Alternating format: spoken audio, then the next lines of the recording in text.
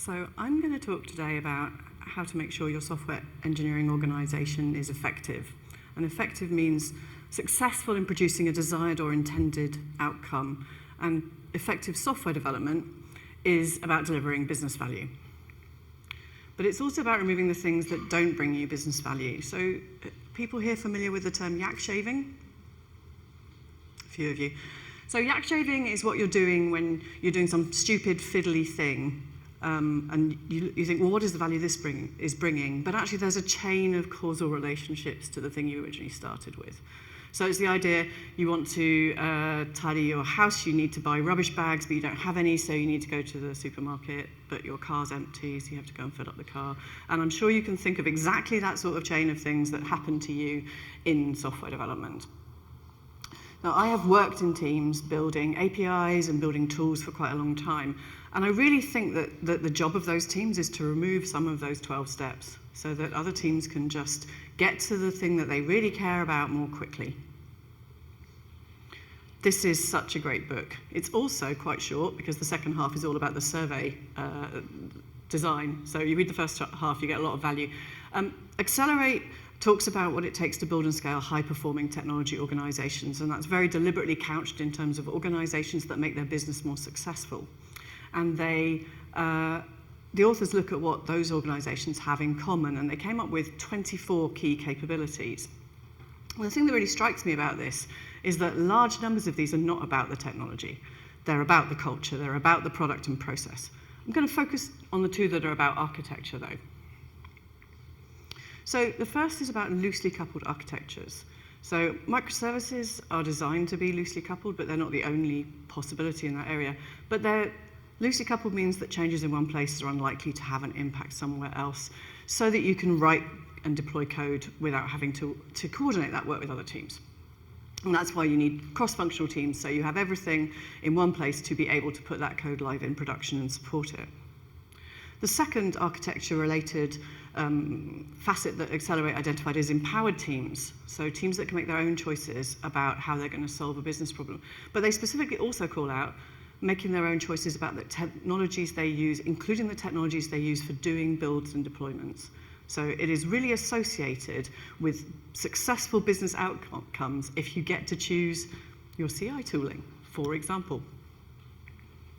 And I think I'd characterize those two things together as autonomy. But there's a trade-off when you aim to optimize for the autonomy of your software development teams. And that's the trade-off between autonomy and standardization. So the benefits of autonomy: you release the code when it's ready, which means it tends to be a small change and you still remember what you were trying to do, so if anything goes wrong, you can fix it.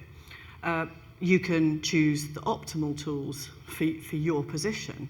So, for example, when I worked at the FT, we were trying to do things where we really needed a graph database, but we were trying to stick that into a relational database. It's a lot more work to do that. And autonomy makes people happier. And there's this book, Drive, by Dan Pink, where he talks about the surprising truth about what motivates us. And it's three things: autonomy, mastery, and purpose. So autonomy is the freedom to decide what you're going to do and how. Mastery is that opportunity to improve your skills and learn things, and that's a sign, I think, of a healthy software organization. And the purpose is about feeling that you're working towards something worthwhile. But there are also benefits to standardization. And at the Financial Times, I was in charge of operations and reliability. And at that point, you start thinking, no, really, I would like to not have to understand this vast array of different technologies. It's less complex if you have some standardization. There's less risk. You don't have to patch all of the different libraries from different programming languages, upgrade various databases. It's lower cost. And it makes it easier to move between teams, which is important actually for the organization, but also to allow people to develop their career. So as Dave said, I worked at the Financial Times for over a decade. The FT is one of the world's leading news organizations. I left about 18 months ago. And I've spent the time since then thinking about what we learned in the decade that I was there and writing a book about microservices and like how to actually make them something that works for you. Because there are a lot of stories now where people are saying, oh, microservices didn't work, we're going back to the monolith. In the decade that I was at the FT, there were some really large changes in the way that we worked. I went from being an engineer leading a team building an API to being a tech director in charge of engineering enablement and operations. And I'd say that the theme for my entire time at the FT is that balance between autonomy and standardization. So I'm going to talk about how we got to it, but I'm going to recommend an approach to pave the road to production. So you make it easy to build, release, and operate software in a particular way, but you allow people to go off-road. But if they go off-road, it's going to be a bit harder. They're going to have to hack their way through the undergrowth to get there. So the three things I'm going to do. I'm going to tell you a bit about the other things the FT tried that led us toward this. I'll give you some principles that I think when you're working in that kind of project to make things easier, what should your tools look like? How should you build them? And I'll talk about what you do when you have a team that wants to go off-road. So the first thing is to talk about our path to the paved road, and I joined the FT in 2011. This feels like ancient history. Like Katrina said yesterday that we double the number of software developers every 5 years. Like, there will be people here who will not have gone through this process, but those of us that have been around for 10, 15 years, it was a very different world doing software development then. The FT had a very small set of technology that we used at that time. We had a mandatory development platform, although you didn't use that kind of terminology. We wrote everything in Java, we deployed it to Tomcat, there was Apache sat in front of it, MySQL was the database, and that was it. I was thinking about it in terms of a pendulum. So if you've got a mandatory platform on one side and a minimal one on the other, we were right over at the right-hand side at this point. There was no freedom to choose different approaches.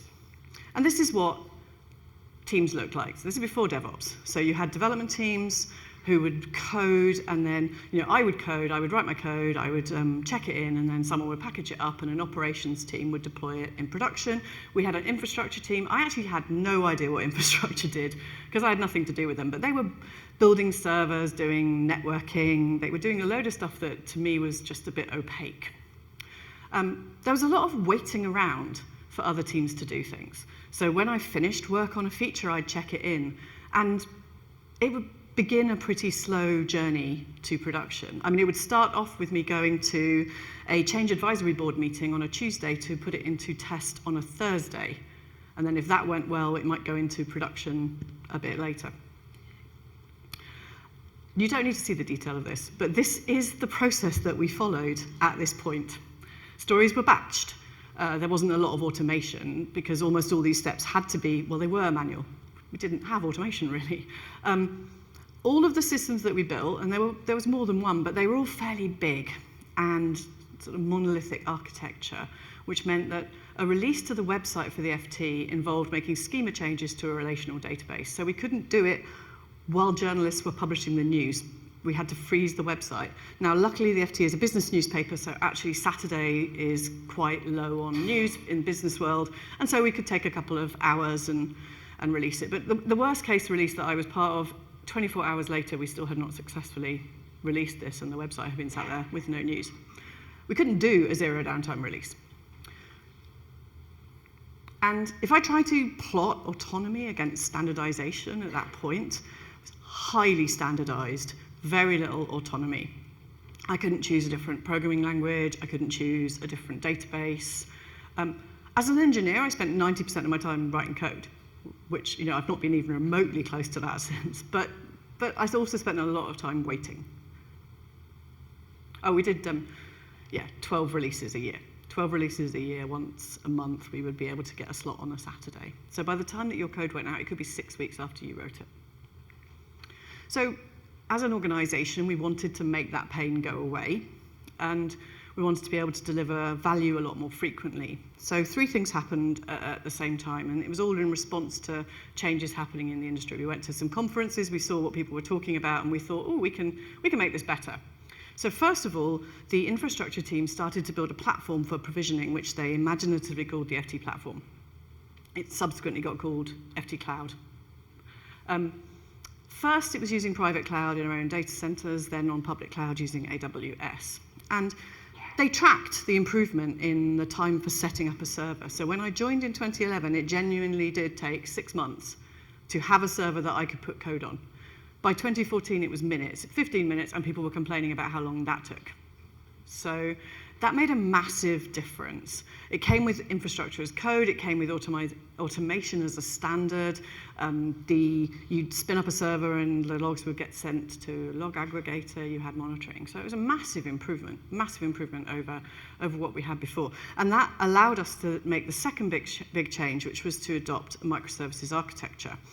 And moving to microservices, it gave us loosely coupled architecture, and this is a month's worth of release from late 2021. It's over 100 a day. I think it's about 2,500. So I think about 200 times speed up in the number of releases that we could do as a result of these changes. That you don't see that kind of improvement often with something that you start doing. Releasing this frequently meant that we could more easily understand our changes, we could roll them back if there were problems. And the third thing that came along with that, because honestly, you can't hand things over to a separate ops team when you're releasing hundreds of times a day, was that we moved to you build it, you run it. We adopted DevOps mentality. And I think that it is essential because you build things very differently when you're the person that's going to have to wake up and actually deal with it at 3 in the morning.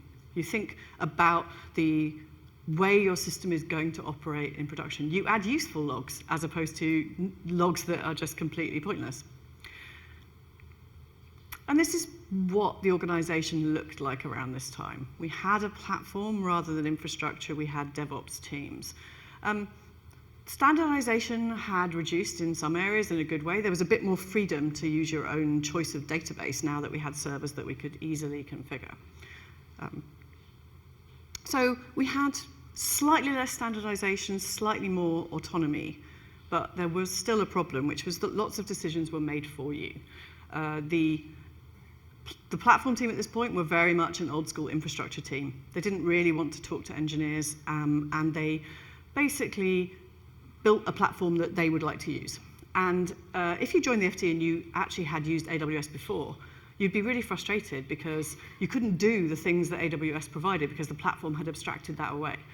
It was very useful for an organization that hadn't used AWS. It's like training wheels on a bike, but eventually you're just like, please let me just install this thing that would be really great for my use case. And it was all or nothing. You know, if you were on the platform, the expectation was that that was all that you used. So if you wanted to innovate in one part of your stack, you kind of had to move entirely off the platform. And in the end, lots of teams did that. My team did that, other teams did that. The FT platform didn't get ahead of changes in the industry, so it didn't support containers. So my team went off and built container orchestration. I don't recommend doing that. We basically moved to containers very early, and we got a lot of value out of it. We saved 40% on hosting costs. We also spent a lot of our time building container orchestration and not delivering business value. Other teams adopted Heroku. PaaS takes away a lot of complexity, but effectively it became a small group of people who were still using FT platform. Everyone else had gone, well, yeah, it's helpful, but it doesn't give me this thing that I really care about. So we'd gone towards a full-on minimal platform, and we'd moved on that pendulum over to the left-hand side. And we had an organization a bit like this, because all those DevOps teams had made their own choices, so they kind of had a mini platform team within the platform.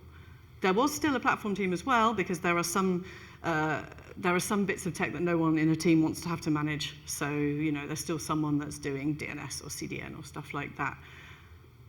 There are good aspects to this, because the team really understands the things that they are running in production. But if every product development team also has its own platform, you are doing the same thing a lot of times.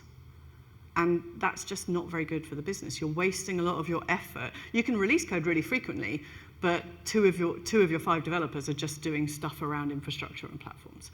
And there are other downsides to a complete free-for-all.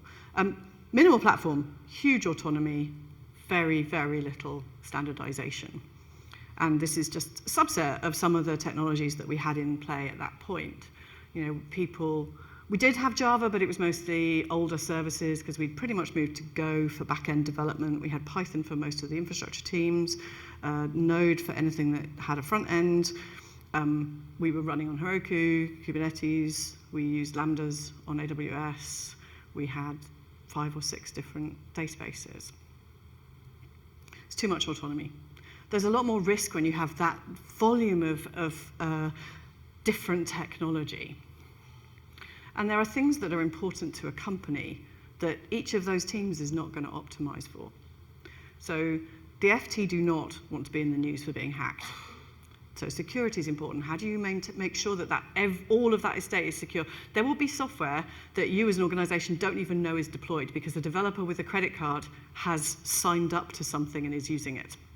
Cost control. If it's completely free for as a developer to spin up resources, I don't know about you, but if I was spinning up a server, I'd make sure it was plenty big enough just so that I wasn't going to have a problem. But if everyone does that, that's quite a lot of money added on top of everything else. And operability. It's can you as an organization understand the system in production, or do you need to find the 3 people who do actually understand what is going on this part of the system? I mean, we had a URL management tool where it turned out for redirects and vanity URLs, and it turns out that it had never been deployed to production other than from a developer laptop, and no one in the team had ever looked at it.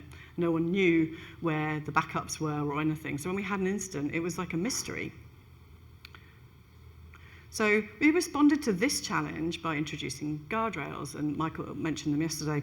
So the idea of a guardrail was that we would define the expectations that we had of systems that were going into production. What did we expect people to do? And we said, well, it's about building the right things and building things right. And they were there to ensure that the things we built were safe, secure, and operable.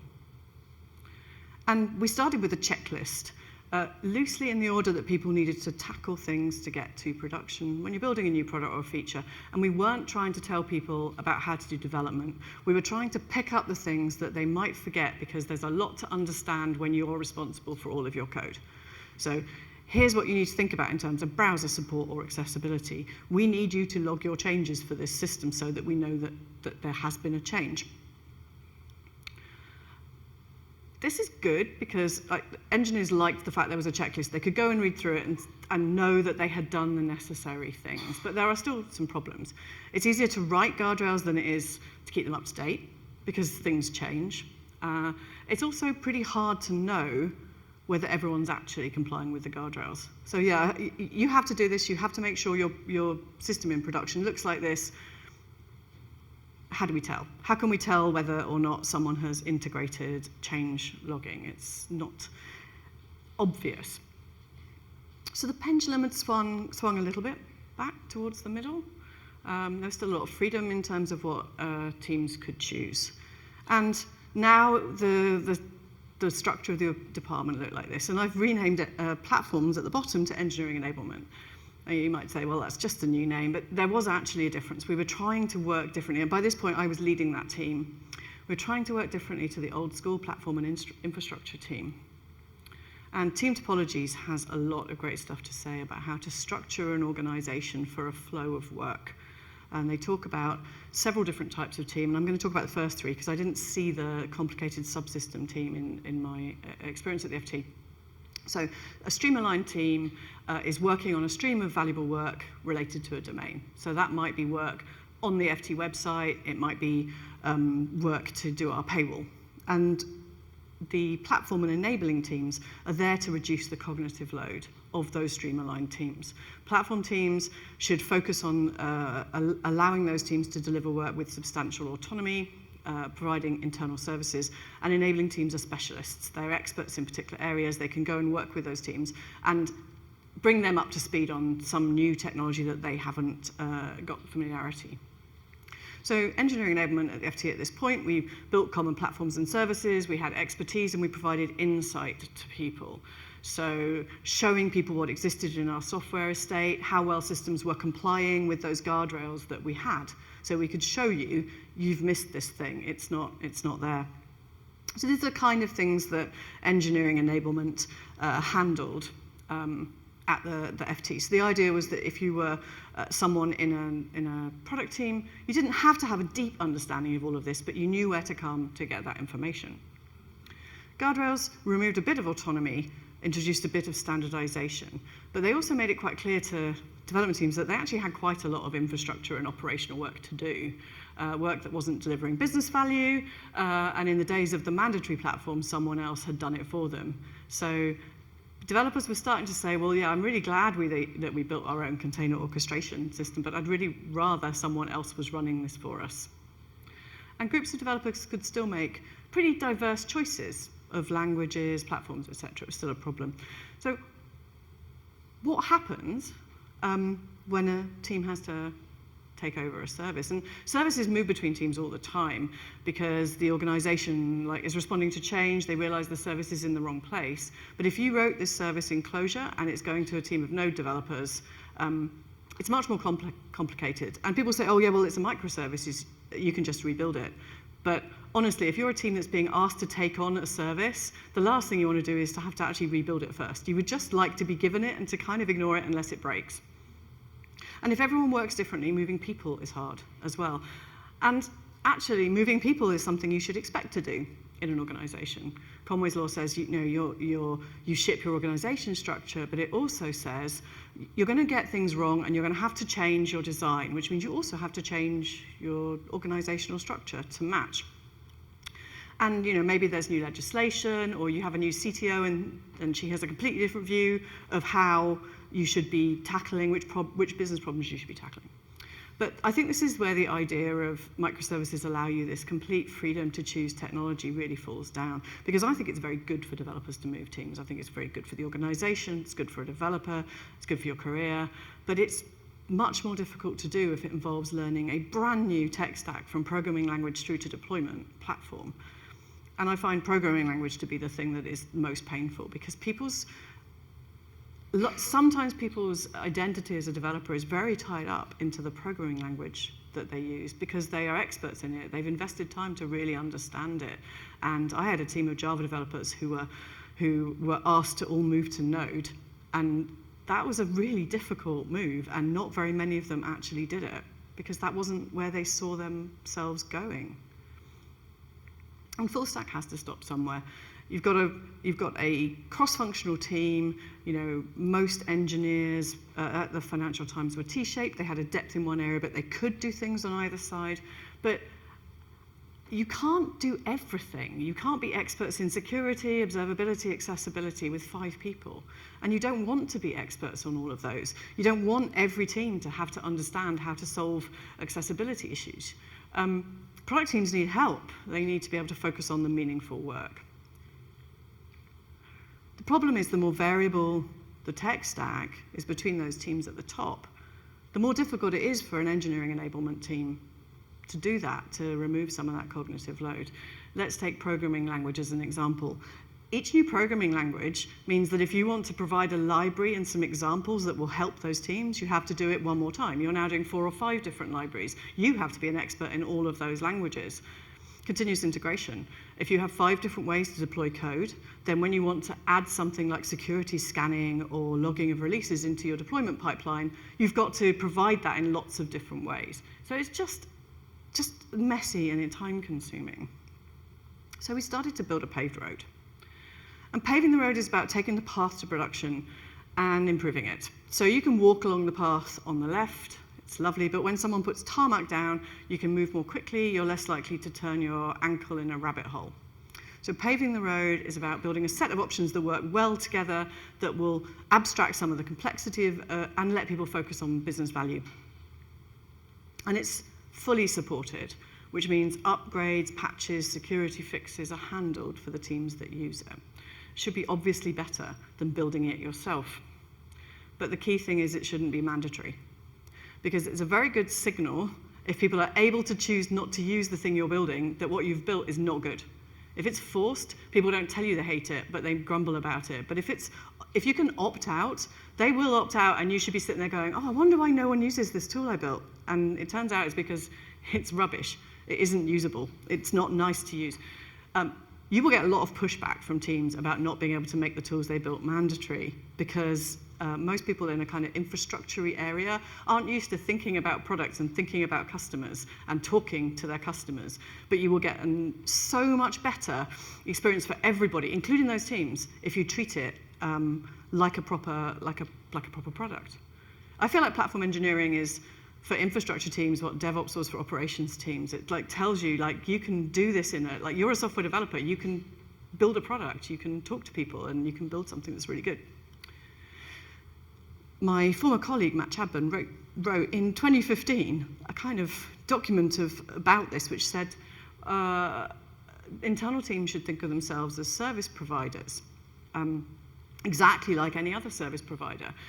And you need to provide a good service, better than the alternatives. If someone could go out and replace what you built by paying a SaaS company, and they do that, then that's fair enough.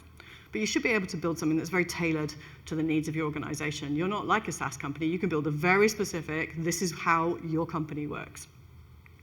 So teams can go off-road. There can't be a mandated single way to do things. There should always be a space for innovation and for teams to try something out and see whether it actually makes a big difference, because otherwise you never kind of get that jump to something much better unless people are free to explore and to follow the idea that this might be great.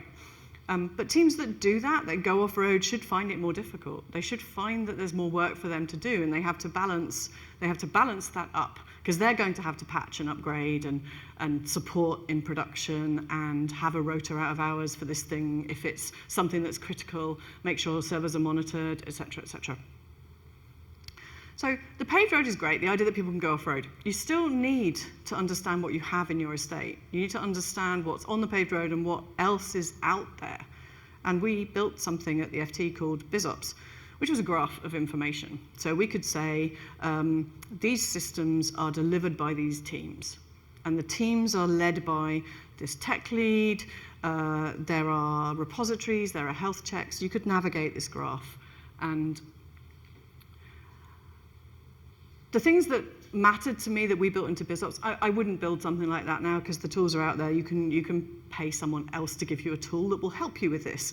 But I would look for something that really gave clear ownership of each system. And I feel very strongly that ownership is always by a team. People will always try and convince you, oh no, it's fine, this service is Claire wrote it, Claire owns it, but Claire's off on some other team and actually, or maybe she leaves the company, and so you need it to be a team. And one thing we did very early at the FT is we said every system has to have a team that owns it. And I had one incident where the team that apparently owned the system edited the data during the incident to hand it off to someone else. But at least we had kind of said, yeah, there is a team ownership. And we tried to encourage people to feel like they owned those teams. And we'd flag systems that didn't have an owner. Secondly, I'd want the ability to generate some kind of unique code for each system, because we found those unique codes super useful. So we could use them, we could output them into logs, we could use them to tag AWS resources, we could link everything together by saying there's a thing. And for AWS, if you didn't have a system code that was a valid system code for production resources, we had a tool called the Governator that went round and basically went, oh, no system code, fine, shutting you down. I mean, obviously, in production, we'd be a little bit more hesitant, but you can actually enforce a lot of stuff through that power. It was just so useful because you'd always think, well, I have this, I can use it. And then you want to be able to answer questions like, who owns the service that is alerting? Which of our services uses this library that needs to be patched? Because you have a graph, you can ask interesting questions. So those sorts of things are really good. And we had a pretty open view of our BizOps team, BizOps service, because we'd let people add new stuff in. Like if you thought it was going to be useful to add something, so we had packages, GitHub teams, Heroku teams, Fastly, we had lots of AWS information. We linked our incidents to these things. So any data that we had that related to some kind of system, we could bring it into here and we could follow it all through. And to make people enter that data and keep it up to date, we created dashboards for every team that were driven off the data. So the systems that you owned would all be shown on a dashboard and you could see it all together. So that helped us keep the data up to date. So by this point, the paved road is moving us a little bit more towards a mandatory platform. It's a lot more standardization, which is quite useful. Most teams will use most of those centralized capabilities. And So now it's kind of, actually we're starting to get somewhere where there's a good amount of standardization and there's a good amount of autonomy. It's starting to feel quite nice. So hopefully I've convinced you, at least some of you, that paving the road is a good idea. Charity Majors wrote this, which is a really good explanation of the golden path, it's also called that, and how you go about doing it and why it's valuable. So I recommend reading that. I want to talk next about the principles for building the paved road. I think it's really good to think about how you decide what you're going to build and what that thing should look like. What are the characteristics of it? We developed a set of these at the FT, and this is mine that are kind of based off of that. So the first thing, and if you're a product team, you've probably already internalized this, but you should actually build what people need. And you have to choose what work you're going to do. There's always more things you could do than you have time. So you need to make the right choices, which means you need to understand the needs of your customers. You need to talk to engineers. So starts with making sure that whatever you're building is valuable. Does it solve a problem that people actually have? Does it solve it better than alternatives they have as well? If you can buy something that solves the problem, don't build it. You know, you just want to build solutions to things that people can't solve in other ways, but this doesn't mean you need to talk to other engineers to find out what their problems are. And when I was recruiting into my engineering enablement team, I really very often recruited people from other teams in the FT because they already knew what the pain points were. They already had relationships. So we had got a group of people who had itches they wanted to scratch. They would come in and go, yeah, you know what, the monitoring's rubbish. I really want us to do some work on that and improve it. And that really helped. One thing that I found really useful, there's a concept of a desire path. The idea that you don't pave all the roads in the park, you let people start to walk around it, and then after a while you pave it, because it reflects where people really want to go. And what you don't want to do is put a fence right across where that desire path is. What you really want to do is pave them. So one thing that I did a lot at the FT was look at what people were using, look at the things they had gone out and found, and consider, could we adopt it into our team?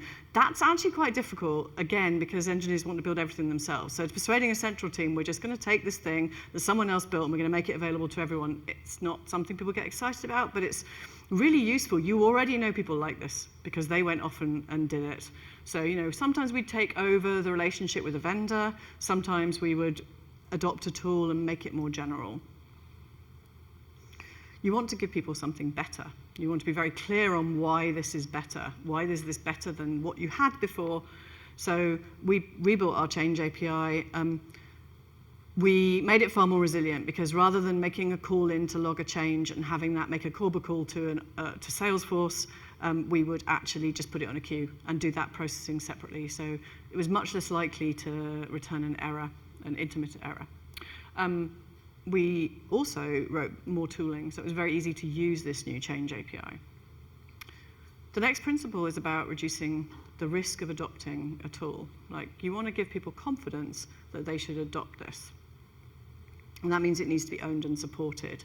So owned means active ownership. There's a team that will answer questions, that will come and help you if you don't understand it. Supported means a commitment that you are going to maintain and improve this over the long term, and that if you are not going to maintain and improve it, you're going to give people loads of notice.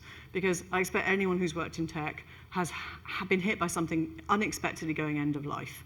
And suddenly, the thing you wanted to do, you can't do because actually you've got to migrate off this thing because a product was acquired and it's been sunsetted, and that's not fun. And if you're an internal team, you do not want to get a reputation for just like turning things off with very little notice, because that people won't trust you. So you do not want to get a reputation for pulling the plug. And if you do, you want to give loads of advance warning and provide a path to something else and help people move. You shouldn't make people wait. If you're an engineering enablement team, people shouldn't have to wait to make progress. The highest level, it's about making sure that things are discoverable. You don't want an engineer to build a new tool because they don't know this thing exists, because it's just opaque. Who knows that this thing has been built? You need to be able to find those capabilities. The first thing we did when we formed the engineering enablement group was provide one central place where you could come and find all the information. Because before that point, each team that built tools for developers had solved their own documentation problem in different ways. So to know how to do the content delivery stuff, you had to know which team built it, so you could go and find their wiki. Well, that's a level of indirection that's just a real pain. And my colleague did a whole bunch of fake O'Reilly posters, put them up around the office, put them in Slack, saying, here's how you can find out this stuff, it's all available. And I knew we were doing well when I started seeing other engineers sharing links to say, when people ask questions, well, it's on the Tech Hub. It needs to be documented in a way that's step by step. There are explainers, there are reference docs. We said we want to write our documentation so that junior engineers and people who've just joined the company can understand it. We should write client libraries. We should make it easy to integrate this tool. We brought in a tech writer to run a training course so that everyone in my team could go through this training course of how do you write effectively to get the message across. And it gave people a lot more confidence about what they were doing. And we designed a template so that all the stuff that we were doing, we could fill in this template. How do I get access? How do I use it? What are the advantages and disadvantages? And it gave us a lot more power to quickly write documentation, and it made much better documentation for people. You don't want people to wait. Everything needs to be self-service. Most of the time, people should be able to just get going. So our tools will be self-service. You don't have to solve every single use case for this. It's like the 80-20 rule. 80% of people's needs are very common, and they should be something you've documented. It's fine for the other 20% to involve working with you to solve that more complicated thing. You're still getting value from most people. So an example, we had DNS changes that were made through commits to a GitHub repository, so as PR. And that would get approved by the team that owned it, and your change would go through to live. But the team that owned this said, we're going to do a survey, we're going to ask people for feedback. And people said, we love it, but it does sometimes take you hours or days to approve the PR. So, it just takes a bit of time. So they did an analysis of all of the changes that had been made, the 250 DNS changes, and they identified that the majority of pull requests got approved with no discussion. And they could look at what do they look like and automate it so those got automatically approved. So the standard stuff of I've added something, I've deleted it, just got approved automatically. We still have the trace in the infrastructure as code system, so we know what happened, but you don't have to wait. There is no point having a step where there's no decision that's going to be made. Should make things easy to use, and I think it's really hard to make things easy to use. You really need to think about how do people interact with this. You start with making it easy to get started. So a simple on-ramp, an intuitive API or a GUI, sensible default configuration so that you could probably just use the basic one and you'll be okay for a lot of the time. And whatever it is, you shouldn't surprise users. You should get actionable feedback. You should have useful error messages. That's something that we're very bad at, actually, in the industry. But an error message that makes it clear what you need to do to get beyond this is really handy. Consistent developer experience. We really valued consistency because if you've used other tools, this should be similar. So if you've got a GUI, you don't put the buttons in a different order. You don't have an API where there's a field that is functionally means the same, but it's called something different. And when you've got loads of teams working, actually it's quite hard to be consistent, but it's really valuable for the people who are consuming those tools if it's always called the same thing, wherever it is, if it is the same thing. We wanted people to just be able to use things first time without coming to us. We also wanted people to extend and adapt the things that we built, because people will use things in the ways that you weren't thinking about when you built it. You'll build something, and 6 months later, someone will be doing something, and you're like, oh, that's actually really cool, but we totally didn't have that in mind. If you build your tools so that they can be extended, they can be combined together, and they can be adapted. So we really wanted to have independent and composable tools. We were inspired by that Unix philosophy of building modular components and allowing them to be piped together effectively. And we did things like, we had a set of blueprints where if you were building serverless stuff, you wanted to build Lambdas, you could come and copy these sets of configurations to read something off a queue, put it into S3, so you could get going very quickly, and you could build a system really quickly with this that did a whole bunch of stuff.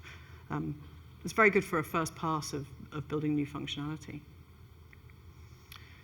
Along with that, we wanted things to be automation friendly. So they've got APIs, they've got CLIs, you've got a way to plug this into whatever you're using. We also wanted to help people do the right thing. So those guardrails are absolutely great, but you don't want people to have to read the guardrails. There's only a subset of engineers who want to read guardrails all the way through. There are some. I used to work with someone who was like that, and it was brilliant because I could always ask him what was going on. But even the person, is that Hillel saying? Yeah, I would have figured you were one of those people. They're brilliant, but also even those people aren't going to go back and read it in 2 months' time when it's changed. So you need to be really make it so you don't have to read the guardrails most of the time, because they're just there in all of your tooling. They will help you automatically do the right thing because you're using that tooling. So as an example, we wanted to have people create a record in BizOps so that we knew about these systems. So we made it really difficult for you to get to production without a system code. So you get a system code by creating a minimal record in BizOps. You can't get to production without it. We actually had that information. So you couldn't log changes until you had a system code. We would reject logs that didn't have a system code. Similarly, we had runbooks. We wanted to have a brief amount of information to help people fix any problems with a system. Here we made it easy for people to see whether it was up to scratch. So we came up with a thing called System Operability Score, where we scored all the fields. It helped direct people towards the bits of information we really needed. And the score was it was a little bit random how we scored all of it. We took some fields to be more important. We added it all together. We said, it's a work in progress. But actually, it encouraged people. It made it easy to find the thing that they should do that would make a difference, but it also encouraged people to do it. We could group it all together into different groups and teams and show you how you were doing. And it encouraged people to be a bit competitive. So this is someone messaging me on Slack to say, we've overtaken you. My team is now better at runbooks than you are. This didn't last for very long because my team went and improved their runbooks to jump back over. Not everyone wants to do gamification, but you can see how you're doing. That's quite good. And actually, there was something that was really interesting here, which was I had totally not expected it, but teams would be asked to put something in their OKRs to do with operations, and they would say, we're going to improve our runbook score by 20%. So we'd given people a very easy way to measure their improvement, which meant they did more work on the stuff that we cared about, so that was really cool. You want people to feel safe using the tools. So if they just copy the snippet of code or they use the example, they should know that it's unlikely to incur a huge amount of cost or have a large blast radius. So separate AWS accounts, making sure permissions are locked right down, making sure documentation explains what these values mean and how you could change it. Similarly, we wanted to build tools that had security issues that would get fixed. The security issue would be fixed for them, policies would be complied with. And they should be reliable, because there's actually something that I think people miss, which is if the tool is critical for getting something to production, including your critical systems, that tool needs to be super reliable, because if it's not available, you can't fix something that's gone wrong on the website, and that would be really bad. And we had quite a simple categorization for reliability at the FT. Platinum meant that this was a brand critical service, i.e. our brand is impacted if it breaks. Gold was for business critical, so that would be something like customer care. It's not going to affect our brand, but it's quite important to us. Bronze was a much lower level of expectation. We didn't do out-of-hours support for bronze systems. This really worked because the product team understood that it took more effort to be a platinum system. The developers had to support it. We would run multi-region in AWS. Developers knew that they weren't going to be forced to do out-of-hours support for something that wasn't built with higher levels of resilience. So it's good to document the principles and have that in your team and have an understanding of it. You also need to think about what it means to go off-road and how you manage that. So when a team says, you know what, the thing that we've got that's central is missing or it doesn't meet our needs, how do you go through that? So often the reason for going off-road is where a team needs something that isn't available. And I originally thought about saying, and can't be created in time, but experience tells me that if a platform team says, no, we're doing that in the next quarter, you shouldn't trust them and you shouldn't make decisions based on that. I think that you can only ask people to use something that's already there and exists. Anything else, it's free for you to go and build it yourself, and we'll catch up with you in the end. You can also go off-road because the capability doesn't meet your requirements. And that's a lot harder to navigate because it feels like criticism for the team that manage that capability. But it's important to realize that you might build a capability that's great for most people, but it's never going to solve it for everybody. So you should kind of listen to the need and say, yeah, you're right, that doesn't actually work for you, does it? But then also, teams can be just convinced their ways are better. And that's, you know what, sometimes they are right. Innovation is something you shouldn't stifle. So if a team says, I am going to go off and try this new way of doing something, they might discover something that's way better, and you should let them do that. We had a thing called the Tech Governance Group where we discussed tech changes with wide impact. We asked people to bring a one-pager to that to say, look, we're going to build this new thing. It replicates this capability, but here's why. This is a format not for something like that, but we would say, here is the need, here are the things we've considered, including doing nothing, and we'd have a meeting where everybody could learn about this. And I tried to get people to bring those off-road decisions to this with limited success, but it's a good thing to have that discussion. It made people actually talk to the team that offered the capability and explain why they were doing something different. Because you need a plan for the long term. If a product engineering team says, yeah, you know what, we're going to move to a different CDN, it's brilliant. Sooner or later, one of two things happens. It isn't a success and they go back to the shared CDN that everyone uses, or it is a success and other teams want to use it, and now you have a team that really is supposed to be building the FT's website, but also has to support their new CDN that they've introduced. And it needs to be, you need to think about how do you move that into a platform team to have someone that's focused solely on supporting it. And the final point was that we did say to, we don't care if this is something where you're really excited and you're trying it out. It's got to comply with the guardrails. If it goes to production, it has to be patched and supported. It's not a free-for-all. Because sooner or later, this will become a production thing. And if it doesn't have all of those things that make things safe and secure, that is not great. So I just want to finish by giving an example of where the paved road, platform and enabling teams, some level of standardization, or knowledge of your estate can really help you. So do we have many Java developers in the room? Ooh, a few. Okay. So you'll be familiar with Log4Shell. So it's a security, you probably all heard about it because it was one of those things where you go, oh my God. It's a security vulnerability in Log4j, which is used everywhere in Java. And it allowed remote code execution by malicious users. You did not need to get access to a server because basically anything on the left-hand side here, user agents, usernames, text form input, if it could be logged out, it could be executed.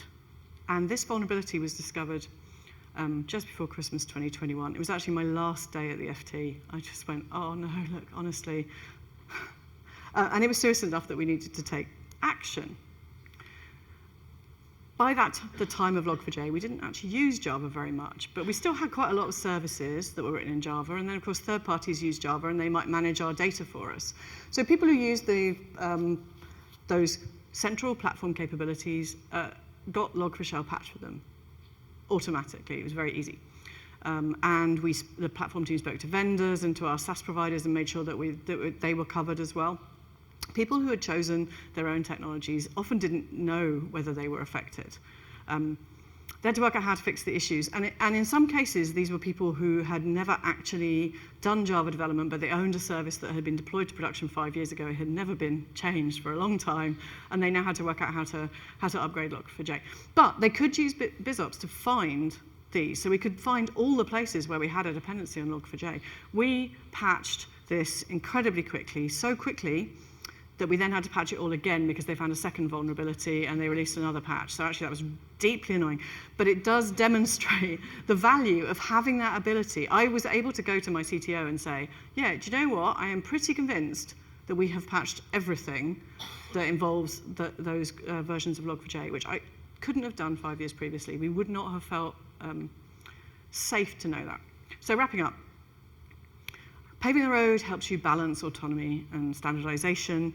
It allows those product engineering teams to focus on the most important work, which is business related, rather than, as I had to stop a team from building their own continuous integration tool using Lambdas, because I was like, even if it's 5% better than Jenkins, it's still not necessary. It's not your business focus.